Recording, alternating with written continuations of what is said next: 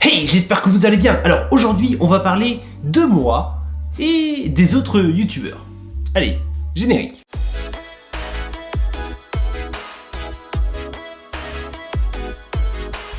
Alors, il y a quelques temps de cela, je vous avais parlé de mes rencontres avec les abonnés en convention.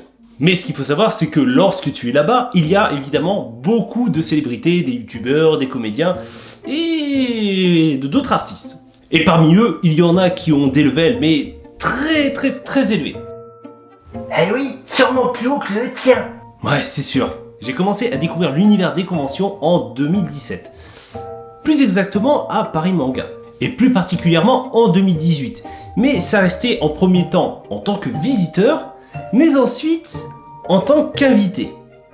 Et là, je peux vous dire que c'est totalement différent.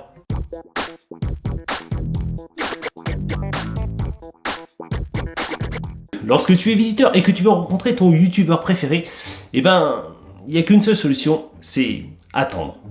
Et parfois, beaucoup attendre. Mais ça reste la seule solution si tu veux avoir une chance de pouvoir discuter ou ne serait-ce que décrocher un petit mot ou une dédicace avec lui. Lorsque toi-même tu te retrouves dans l'autre côté du décor puisque tu es invité, eh ben, c'est totalement différent. Pour la simple et bonne raison que pour les invités, en général, il y a toujours un espace VIP où tu peux te poser, te détendre tranquillement et discuter avec les autres. Et ça, j'avoue que c'était vraiment bien parce que ça m'a permis de pouvoir rencontrer beaucoup de personnes. Tu as dû être bien chiant à faire chier les influenceurs au début. Oui, j'avoue. J'avoue qu'avec du recul, je faisais un peu le forceur. Ce qui n'a pas forcément joué en ma faveur, surtout au niveau de la réputation. Mais maintenant, ça va. Enfin, je pense. En vérité, dans mes débuts, je cherchais mon propre style.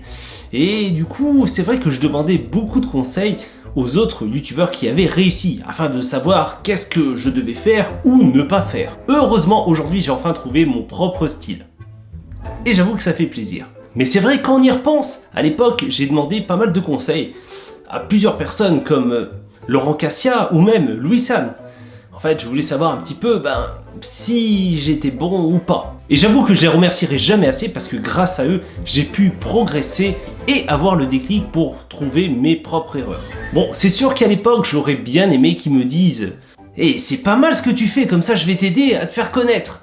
En vrai, c'était plutôt « C'est bien, mais... Ah, ça ne va pas trop, il faudrait que tu changes ça. Ah, et puis ça aussi. Et ça aussi, c'est pas très bien, le son est pas ouf. Là, ça manque de dynamique et puis aussi l'éclairage. En gros, il me faisait comprendre gentiment que ce que je faisais, eh ben, c'était de la merde. Total. Ouais. Et j'avoue qu'aujourd'hui, avec du recul, je me rends compte que ils avaient pas tort. Car il faut reconnaître que malgré que je faisais mes vidéos avec passion, eh ben, elles étaient complètement éclatées. Donc je suis vraiment désolé de vous avoir fait endurer ce supplice de devoir visionner mes vidéos. Ah, ça a dû être dur pour vous.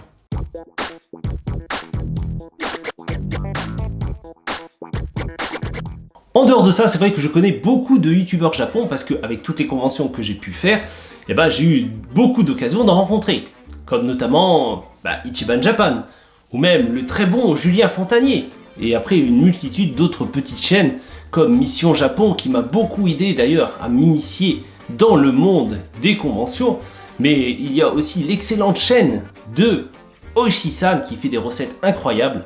Et puis il y en a encore plein d'autres qui sont juste exceptionnelles. Après, en dehors du monde Japon, j'ai pu quand même sympathiser avec d'autres personnes comme Papsan, voilà, qui est spécialiste de la Corée, ou même Very French Trip. Et un peu plus récemment, j'ai eu aussi l'occasion de rencontrer Sam et les dramas ou même l'excellent Parisien TV. D'ailleurs, là que j'y pense, la prochaine vidéo qui sort sur la chaîne Japon sera une vidéo dégustation en compagnie de Very French Trip. Et là, on s'est vraiment bien amusé à tourner ça ensemble. Une question que je me pose, c'est est-ce que ce sont les mêmes personnes que devant la caméra? Franchement, oui. Enfin, de par mon expérience, je dirais même que certaines personnes sont encore plus incroyables et gentilles. Après, il m'est arrivé plusieurs fois de rencontrer des personnes qui me connaissaient, mais que moi je ne connaissais pas. Et dans ce genre de cas, tu te sens un petit peu mal à l'aise parce que tu te dis « Mince, ça me connaît, mais moi je la connais pas ». Surtout quand les personnes sont très connues. D'ailleurs, petite anecdote, c'était à une convention en 2018, j'ai rencontré une personnalité plutôt connue qui vient me voir et qui me dit « Hey, comment tu vas, tout ça ? J'aime beaucoup ce que tu fais sur le Japon. » Sur le coup, je lui dis « Ah, merci, c'est très gentil. » Mais le problème, c'est que je ne savais pas du tout qui c'était. Juste après l'avoir rencontré, je me suis aussitôt mis à savoir qui c'était. Et j'ai très vite découvert que c'était une personne plutôt célèbre qui avait même un Wikipédia. Oh, la honte! Un peu. Bon, maintenant j'ai rectifié le coche puisque maintenant on se croise assez souvent en convention et à chaque fois c'est toujours dans la bonne humeur et la rigolade parce qu'on a beaucoup discuté ensemble. Après, il m'est souvent arrivé de tomber sur d'autres personnes, pas forcément méchantes mais embarrassantes.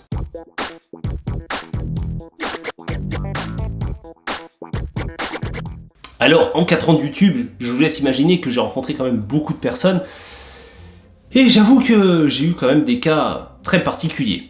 Aussi bien en convention que même juste en vidéo sur YouTube. Alors en général ces personnes se disent youtubeurs. Comme toi? Oui, à un moment donné, peut-être. Enfin, ça dépend.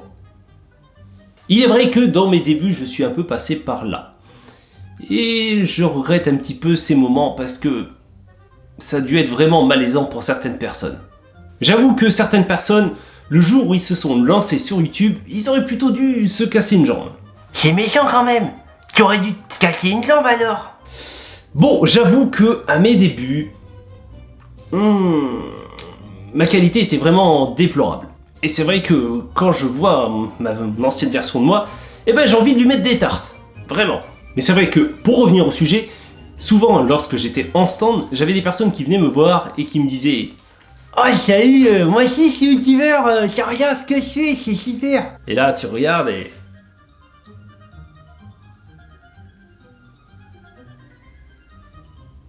Oui, effectivement, mais j'avoue que même moi dans mes débuts comparé à certaines chaînes, eh ben j'étais Spielberg comparé à eux.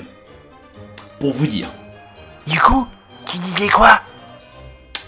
Eh bien, ça dépendait des personnes. Si c'était des personnes sympathiques, eh ben, je leur disais, c'est pas mal, mais il faudrait que tu améliores un petit peu ça, changer quelques trucs, tu vois, je leur donnais des conseils. Après, si c'était des personnes plutôt arrogantes qui voulaient se la péter plus haut que son cul, généralement, je les remettais très vite en place en leur expliquant que, eh ben, ça allait pas. Et du coup, je leur faisais pas de cadeaux. Après, il s'est avéré que je suis tombé sur des petites chaînes. Et là, ça a été vraiment des pépites en termes de qualité.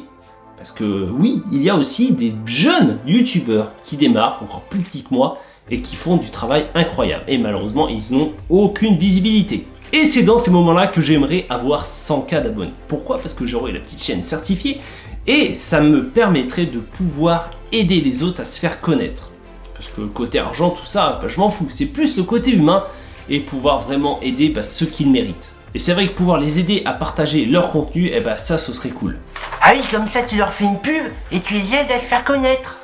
Eh oui, exactement. Peut-être qu'un jour j'arriverai à réaliser cet objectif afin de les aider à réaliser leurs rêves. Tout ce que je peux dire à vous qui êtes sur YouTube et qui galérez, eh ben c'est très simple. YouTube est un monde de requins et il faut compter sur soi-même et ne rien lâcher et croire en ses rêves et ses objectifs. Donc, courage à vous, ne lâchez rien. Et voilà, cette vidéo touche à sa fin, j'espère qu'elle vous aura plu. N'hésitez pas à liker, commenter et partager la vidéo. Et si vous voulez me voir parler du Japon, eh ben c'est très simple, rendez-vous sur ma chaîne Japon, tout simplement, là. Après, si vous êtes plus gaming, rendez-vous tous les jours sur ma chaîne Twitch pour des lives en tout genre. Après, pour tout ce qui est exclusivité, c'est très simple, ça se passe sur les réseaux sociaux, notamment sur Instagram, avec des stories et des photos exclusives. En attendant, prenez soin de vous, portez-vous bien et passez une bonne journée. Car une bonne journée, ça ne s'oublie jamais. Allez, ciao et à bientôt.